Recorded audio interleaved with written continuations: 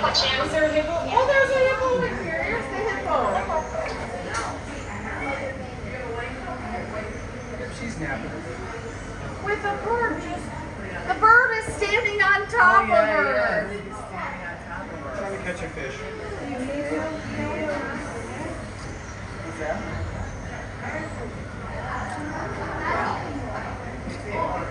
Oh, she's moving. Putting her head up. Getting a picture for it. It's a hippo. And the bird is standing on her head. She's saying, what are you doing? Get off my head. Is the bird really on her? Yeah. Yes. Really. No. Oh, Yes. You can see the feet underwater. Look at all the fish like eating, nibbling. That's It's a symbiotic hilarious. relationship, so the fish are eating any dead skin cells off hippo's body, bugs, algae, that kind of thing. So fish get free food, the hippo gets meat. Are they vegetarian? Yes, hippos are herbivores, so they plants, fruits, and vegetables. A lot of people get killed by hippos.